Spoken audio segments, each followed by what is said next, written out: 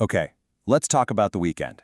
You know those 2 precious days that are supposed to be for us but somehow end up feeling like just another part of the work week? What if we could actually get them back? We're going to dive into how some really small, tiny resets can completely change the game for a radically better break. So let me ask you this, and be honest. Does your weekend feel more exhausting than your actual work week? You hit Sunday night, and instead of feeling rested and ready to go, you're just wiped. If you're nodding along right now, trust me, you are so not alone. Let's get into why this keeps happening. Right? It's like, where does the time even go? It feels like our weekends just evaporate. And the problem isn't that we don't have enough time. It's that our whole idea of rest has been kind of hijacked. Yeah, I call these the weekend thieves. First, you've got the cult of overwork, that little voice in your head that says you should always be productive, even on a Sunday. Then, of course, there's our constant digital connection. Our phones are always buzzing, splintering our attention into 1,000 pieces. That leads to major decision fatigue, where even choosing what movie to watch feels like a huge chore. And what happens then? We default to passive leisure, mindless scrolling, instead of doing things that actually fill us up. So what's our go-to solution for all this exhaustion? We try to sleep it off, right? We think we can just catch up on all that lost sleep over the weekend. But is that really working? Well, science has a pretty clear answer for us. I'm just going to say it. Sleeping in will not save you. I know, it feels so good in the moment, but that extra hour or two on Saturday morning, it's really just a Band-Aid. It doesn't actually fix the root cause of our burnout. And look, here's the proof. A study in a journal called Current Biology found that trying to catch up on sleep over the weekend just doesn't work. It doesn't undo the stress that a lack of sleep puts on your body's systems, things like your energy levels and metabolism. So the big takeaway here is that we need a different strategy than just hitting the snooze button. Okay, so if sleeping in isn't the silver bullet, then what is?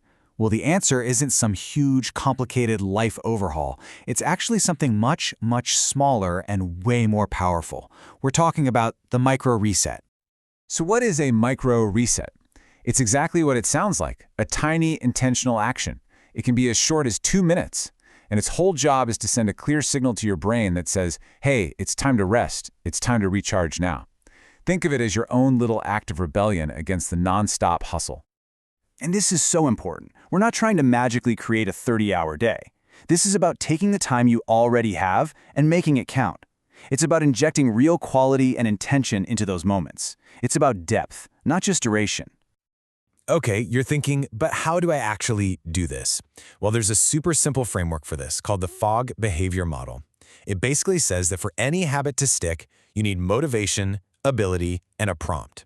Now, motivation is fickle, right? It comes and goes. So the secret sauce is focusing on the A, ability. You make the new habit so ridiculously easy to do that you can't not do it. And that's exactly why micro resets work so well. All right, let's get into the good stuff, the how-to. Here is your weekend toolkit with 3 really simple, really powerful ways to start using micro resets right now. First up, let's reset your space. You know, a cluttered space can lead to a cluttered mind. It's actually stressful for our brains. But listen, you don't have to clean the whole house. Just pick one tiny zone, a junk drawer, one shelf, the console in your car, and set a timer for 15 minutes. Or just focus on your nightstand. And, you know, making your bed first thing in the morning, that's an instant win that sets a positive tone for the whole day. I absolutely love this way of thinking about it. When you clear off that nightstand, you're not just cleaning, you're curating. You are intentionally deciding, this calm, clean space is what I want to wake up to. It's an act of self-care. Number 2, let's reset your mind.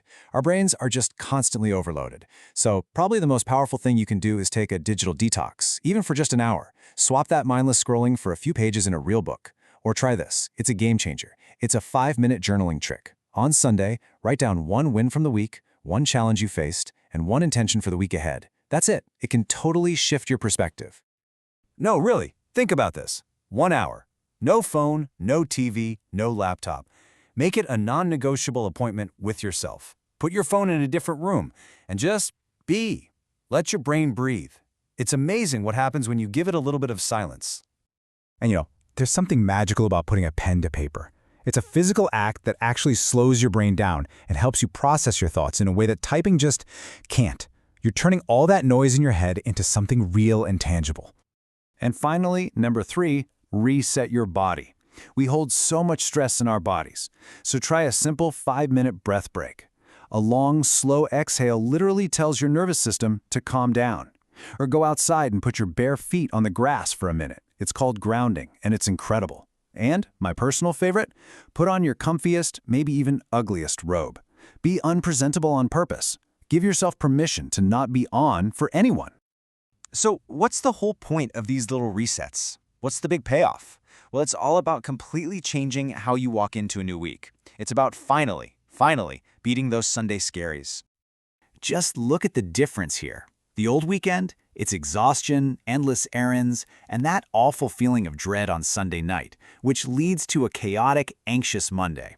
But the reclaimed weekend, it's filled with intentional micro-resets that creates a sense of calm on Sunday night, and you walk into Monday feeling focused, energized, and ready for whatever comes your way.